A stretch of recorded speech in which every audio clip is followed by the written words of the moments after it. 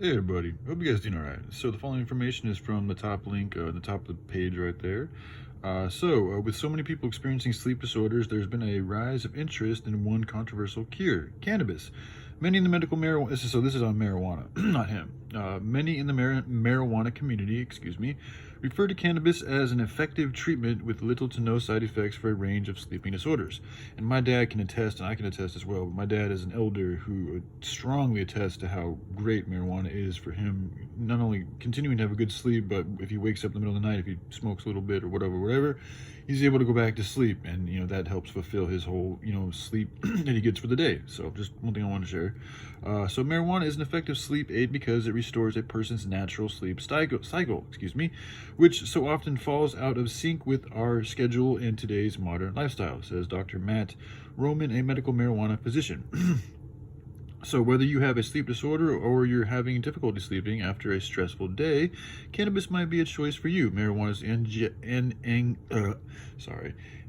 analgesic, I'm sorry if I mispronounced that, properties might provide some relief for those with chronic pain, while the anti-anxiety properties can soothe a stressed out mind and body. The science of sleep through cannabis. There are different strains of marijuana. Some are more energizing and some are more calming and sedating depending on balance of the different cannabinoids. So there's a lot of different strands. I haven't gotten too deep into the specifics, but what I do know is that indica is more of a mental, well, I don't know if it's more mental, but it's more of a relaxing type of like high, whereas sativa is what I've gathered, and what it reacts to me is more of an energetic, kind of like an active, go out there and do stuff type of high. And then they have all different types of hybrids. There's so many different strands now. It's kind of crazy. It's kind of cool too, because you can literally find different strands will specifically help out with different ailments in the body. So you can literally, based on what's going on with your body, you can find out what strain can best help you with that ailment. So, all right, moving on here. First, here's a quick primer on the science behind marijuana. The herb works best the herb works best. It contains different cannabinoids, two of which you'll see most often. So, cannabinoids, CBD. CBD has a number of health benefits. This is where you get the hemp oil and stuff like that, and is non-psychoactive, as you know, that's with the hemp, meaning it doesn't cause you to feel high.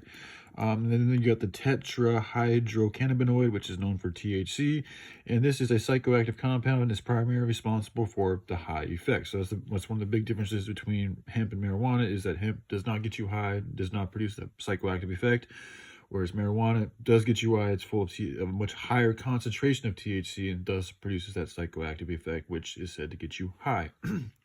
So, all right, something else THC is responsible for, inducing sleep. Okay, so yeah, trusted source. So you'll want a strand that contains more THC than CBD. I will say this: one of the side effects of marijuana is drowsiness. It does really help you rest. It will help you lay in bed and rest and relax and sleep if that's what you need or want.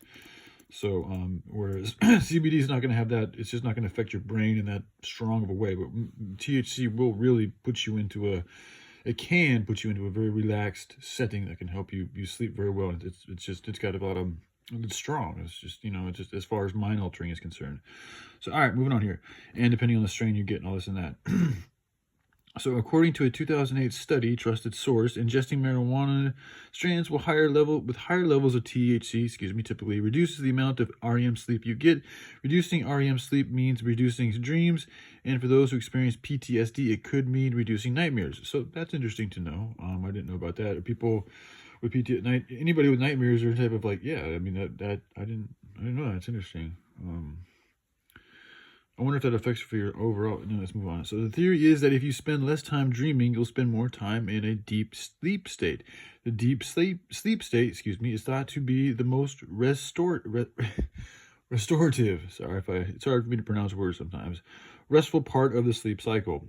So still, REM is important for healthy cognitive and immune functioning, and marijuana with high THC levels could impair your sleep quality if taken long term. Good to know. So again, a lot of time with these herbs is you can help them get you into a healthier cycle.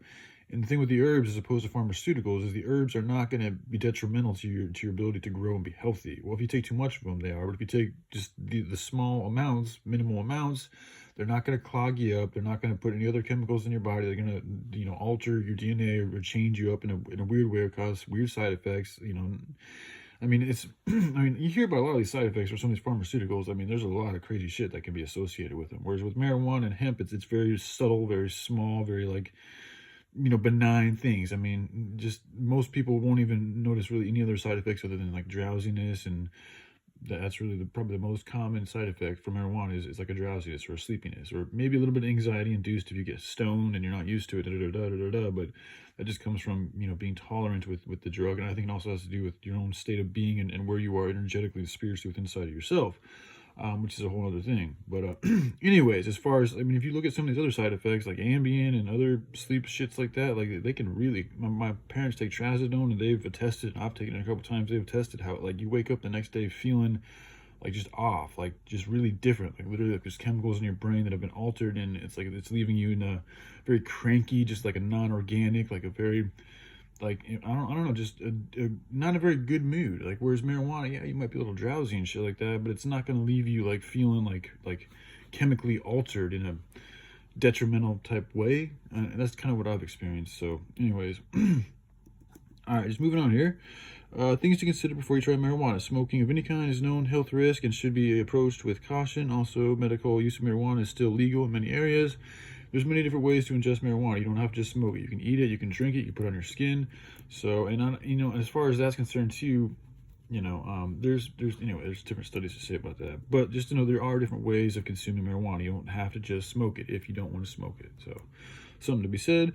So talk to your doctor about sleep cycles. There may be long-term health consequences with interrupted REM because much of the immune functions repair takes place in deep sleep. So long-term use of any sleep aid isn't recommended. I agree. Try these tips for healthy time to help. Okay, so you got some tips right here. Please use marijuana responsibly, as with all forms of smoking. Risk of CBD. Okay. Long-term marijuana use has been shown to have changes on the amount of gray matter, trusted source in the brain. For teenagers, marijuana seems to... Okay, yeah, so then, yeah, just the different forms of consuming, smoking, eating, drinking, and topical use. I haven't, I just included that within the scroll. I didn't I didn't really realize that was a part of it, but those type of studies, I'll have to do a little bit more specific research because you have to know everything that's going on with the person. When you say things like that, it's like, how do you know what else they're doing with their life? Like, how do you know it's just the marijuana causing that? Like, and how much of the marijuana are they doing? Like, what else are they doing? Like, there's so many different things that go into a study that to determine a specific result. And a lot of times, I think some of these studies, they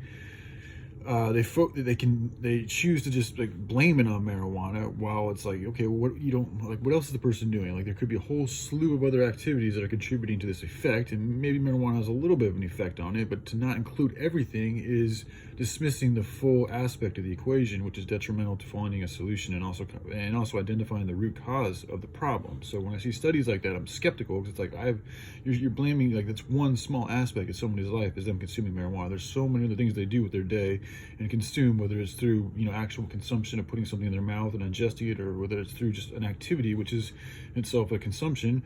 All of these things have an effect. So this is where we need to start examining the whole nature of a person's reality and personality and activity to identify the root causes of certain ailments.